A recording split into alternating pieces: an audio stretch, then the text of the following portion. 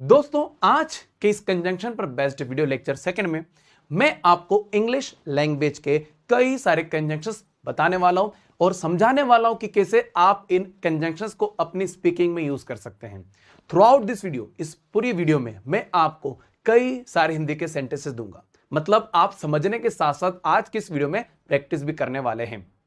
लेकिन दोस्तों इस वीडियो को कंटिन्यू करने के पहले मैं आप सभी से एक रिक्वेस्ट करना चाहूंगा। अगर आप लोगों ने वीडियो लेक्चर फर्स्ट नहीं देखा है जिसमें मैंने आपको बताया कि कंजंक्शंस क्या होते हैं और खास तौर पर वो लर्नर्स जिनका सेंटेंसेस कनेक्टिंग जो प्रोसेस है काफी बेसिक है, काफी पुअर है, तो उन लर्नर्स को वो वीडियो लेक्चर जरूर देखना चाहिए, क्योंकि उस वीडियो लेक्चर में आई गेस मैं ऑलरेडी कुछ कंजंक्शंस बता चुका हूं, बेसिक कंजंक्शंस बता चुका हूं, इस और के सारे कंजंक्शंस मैं बता चुका हूं। आज के इस वीडियो में मैं आपको आगे लेके चलूंगा। तो सबसे पहले मैं आप सभी से रिक्वेस्ट करता हूं, एक हम्बल रिक्वेस्ट है कि आप उस वीडियो को देखें, उसके बाद इस वीडियो लेक्चर को कंटिन्यू रखें।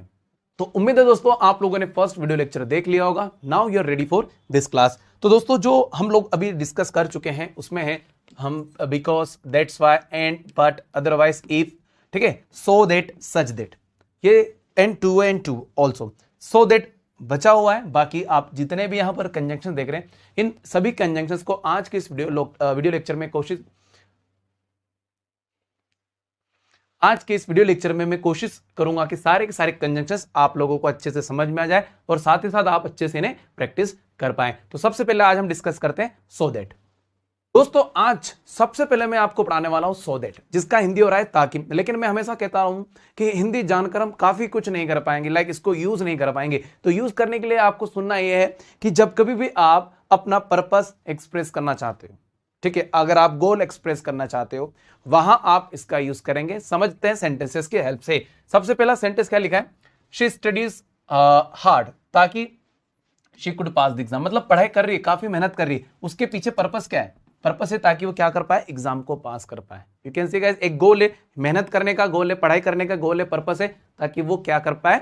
एग्जाम को क्लियर कर पाए। ही रेन फास्ट, वो क्या करा? तेजी से दौड़ा। उसका क्या कारण था? उसके पीछे क्या पर्पस था? ये बताने के लिए मैंने लगाया सो दैट। आगे क्या लिखा है? ही वुडंट मिस दैट बस, क्या ना कर पाए? बस को मिस ना कर पाए। तो पर्पस बताना हो या गोल बताना हो वहां पर आप लोग लगाएंगे सो दैट। दोस्तों नाउ आपकी स्क्रीन पर कई सारे हिंदी के सेंटेंसेस हैं। इन हिंदी के सेंटेंसेस को आप करेंगे रीड केयरफुली, साथ ही साथ आपको इन्हें ट्रांसलेट करना है। जैसे मैंने कहा था वीडियो के बिगिनिंग में कि आज आपको समझने के साथ साथ प्रैक्टिस भी करना है, क्योंकि ऑलरेडी मैं समझा चुका हूं कि सो दैट कहां यूज होता है। अब आपको प्रैक्टिस करना है, लगे तो आप वीडियो पॉज कर सकते हैं। चलिए बढ़ते हैं आगे। दोस्तों नेक्स्ट हम जो पढ़ने वाले हैं वो है बोथ और एंड। इसका यूज नॉर्मली हम कब करते हैं? जब कभी भी आप एम्फेसाइज करते हैं किसी भी दो वस्तुओं के बीच की किसी लिंक को, व्यक्तियों के बीच में अगर कोई कड़ी है उस पर अगर आप इंपेसाइज करें, जोर दे रहे हैं, तो वहां आप इसका यूज करते हैं। सेंटेंसेस हेल्प करेंगे हमें समझने में। जैसे यहां पर सेंटेंसेस में क्या लिखा है? Both MS Dhoni and Virat Kohli, दो व्यक्तियों के बीच का क्या लिंक है? दोनों का क्या एक लिंक है? दोनों क्या है? Indian cricketers. तो देख सकते हैं कि दो व्यक्तियों के बीच में जो लिंक हो रहा है उस कड़ी को क्या किया जा रहा है? फोर्स किया जा रहा है, इंपेसाइज किया जा रहा है। इसीलिए आप यहां पर क्या यूज कर रहे हैं? बोथ। हिंदी क्या हो रही है कि दोनों, महेंद्र सिंह धोनी और विराट कोहली क्या है? इंडियन क्रिकेटर से। इनके बीच में क्या लिंक मिल रहा है? इंडियन क्रिकेट होना, इंडियन क्रिकेटर्स का होना एक लिंक है। दोनों एक, लाइक विराट कोहली भी इंडियन क्रिकेटर है और MS धोनी ये भी हमारा इंडियन क्रिकेटर है। सो इन दोनों के बीच एक लिंक हो रही है, एक कड़ी बन रही है, कड़ी जुड़ रही है। इसी कड़ी पर, इसी लिंक पर हम क्या करें? एम्फेसाइज कर रहे, फोर्स कर रहे, इसीलिए आप लोगों ने बोथ का यूज किया। इस ओर देखिए, I like to play both cricket and football. इन दोनों में क्या हो रहा है? दोनों में एक लिंक हो रहा है, दोनों स्पोर्ट्स है, तो दोनों को मुझे पसंद है, दोनों मुझे पसंद है। क्या क्या? मुझे क्रिकेट भी पसंद है, मुझे फुटबॉल भी पसंद है। तो बहुत ही सिंपल है, बस आपको ये ध्यान में रखना है जहां दो चीजों के बीच में अगर कोई लिंक हो रहा है, कोई वस्तुओं के बीच में कोई लिंक हो रहा है, उसको आप इंपेसाइज कर रहे हैं, वहां पर आप क्या करेंगे? बोथ और एंड का यूज करेंगे। कुछ सेंटेंसेस आप लोग देख ले अपनी स्क्रीन पर, इन सेंटेंसेस को आप रीड करें और इन सभी सेंटेंसेस को वीडियो पोस्ट करके ट्रांसलेट करें। कुछ प्रॉब्लम अगर आती है तो आप कमेंट करके जरूर पूछे, जो पॉसिबल हेल्प होगी हमारी टीम आपकी हेल्प करेगी। चलिए आगे बढ़। नेक्स्ट कंजंक्शन जो हम पढ़ने वाले हैं वो है नॉट ओनली बट ऑल्सो। इसका जो नॉर्मली यूज किया जाता है जहां एक व्यक्ति एक समय पर एक से ज्यादा क्वालिटी होल्ड करके रखता है, वहां पर आप यूज कर सकते हैं। सेंटेंसेस क्या है? देखिए सेंटेंस लिखा है he is not only good looking, मतलब उसकी एक क्वालिटी क्या होगी? वो अच्छा दिखता है, बट ऑल्सो क्या है? वो इंटेलिजेंट भी है। आई बात समझ में? सिंपली आप देखेंगे सेंटेंसेस की हेल्प से आप आसानी से समझ लेंगे कि इसका क्या यूज है। जहां समय लगेगा वहां समय दिया जाएगा, अदरवाइज थोड़ा स्पीड से देखेंगे। एक सेंटेंस क्या है, वो क्या कर रहा है, ही नॉट ओनली प्लेस क्रिकेट, वो सिर्फ क्या नहीं करता, क्रिकेट ही नहीं खेलता, वो क्रिकेट को देखता भी है, वॉचेस इट। इसके और भी कुछ सेंटेंसेस है, कुछ और भी कॉन्सेप्ट्स है।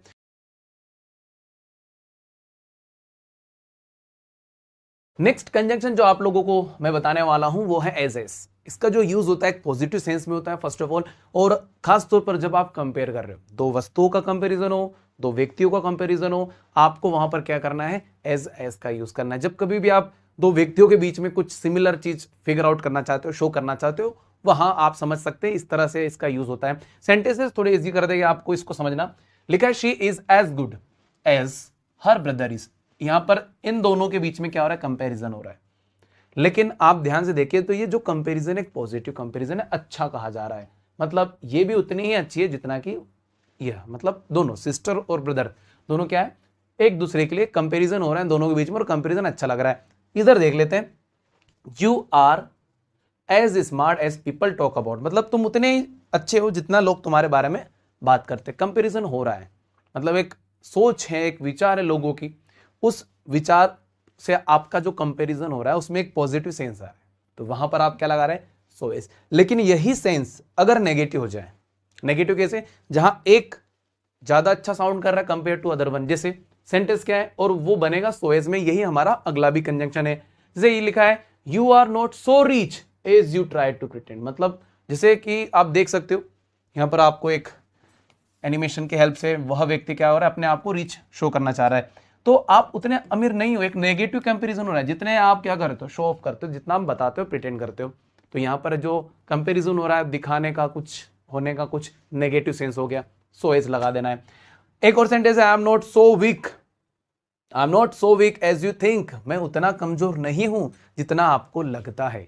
यहां पर भी कंपैरिजन हुआ नेगेटिव, मतलब मैं उतना नहीं हूं जितना आपको लगा। यहां पर जब दोनों के बीच में जब आप कंपैरिजन कर रहे हैं, दोनों के बीच में कुछ सिमिलैरिटीज है, उनकी बात करेंगे, तो फिर वहां पर आप लगाएंगे क्या, एज एस। और अगर आप एक को बेटर मानते हैं, एक को नहीं मानते, वहां पर आपको सो एस का यूज करना है। कई बार आप लोग कुछ कंटेंट रीड करेंगे, उस बीच में एज एस का यूज हम लोगों ने नेगेटिव सेंस में भी देखा है।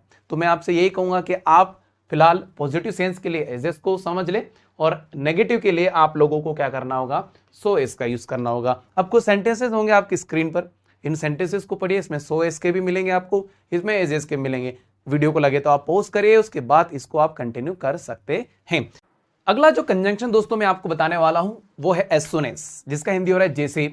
लेकिन इतना जानना इनफ नहीं रहेगा, कैसे कैसे हम अपनी स्पीकिंग में लेकर आएंगे वो देखिए। अगर कुछ भी हुआ और वो जो भी हो रहा है तुरंत किसी अदर इवेंट के होने के बाद हो रहा है, कुछ भी हुआ उसके बाद तुरंत कुछ हो जाता है, तो वहां आप इसका यूज करें। सेंटेंसेस क्या लिखा है, सेंटेंस लिखा है दे रिस्टार्टेड द मैच, उन्होंने मैच को क्या करा, वापस से रिस्टार्ट किया।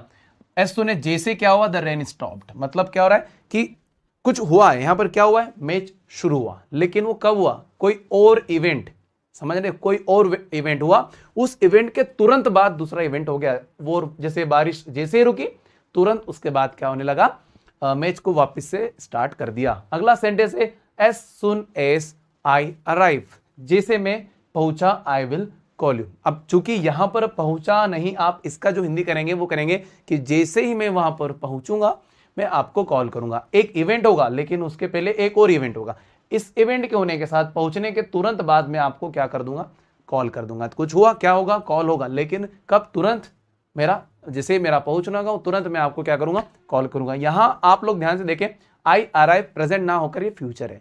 दो फ्यूचर जब कभी भी साथ में यूज करने की पॉसिबिलिटी होती है, तो फर्स्ट को हम प्रेजेंट में रखते हैं। मैंने फर्स्ट वीडियो लेक्चर में भी आपको बताया था।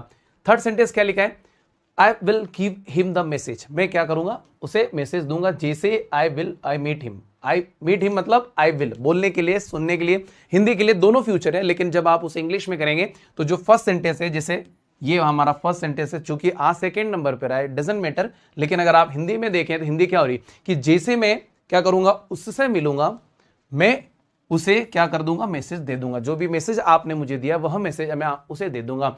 ये दोनों सेंटेंसेस आपके फ्यूचर के, लेकिन आपको जो सेकंड सेंटेंस यहां पर दिख रहा है एज सून एज के बाद, ये आपको प्रेजेंट में दिख रहा है। इसका कारण यह है कि दो हिंदी के सेंटेंसेस अगर फ्यूचर में होते हैं तो फर्स्ट को हम किस में चेंज करते हैं, प्रेजेंट में, जैसे यहां पर कर रहे हैं। तो जैसे ही मैं क्या करूंगा, उससे मिलूंगा, मैं उसे मैसेज दे दूंगा। अब मोस्ट इंपोर्टेंट जो एज सून एज है, ये आपको दो अलग अलग प्लेसेस अगर आप देखें तो इसके बाद और आगे यू कैन सी कि कभी बीच पीछे आ रहा है, कभी आगे आ रहा है। So wherever you are comfortable आप यूज कर सकते हैं। खास बात यह है कि इसका जब यूज होता है वो कब होता है, कुछ भी हुआ उसके तुरंत पहले कुछ और इवेंट होता है, तो वहां पर लाइक आप एज सून एज का यूज करते हैं। हिंदी के सेंटेंसेस हैं जो आप लोगों की हेल्प करेंगे, कई सारे हिंदी के सेंटेंसेस हैं, इन सभी सेंटेंसेस को आप ट्रांसलेट करेंगे, आपको और भी अच्छे से समझ में आ जाएगा कि एज सून एज को आप कहां और कैसे यूज कर सकते हैं। आगे बढ़ते, next we have as well as. सबसे पहले आप लोगों को मैं इसकी हिंदी के बारे में बताना चाहता हूं। जब कभी भी आप साथ साथ जब कभी भी आप साथ साथ का सेंस चाहते हो हिंदी में,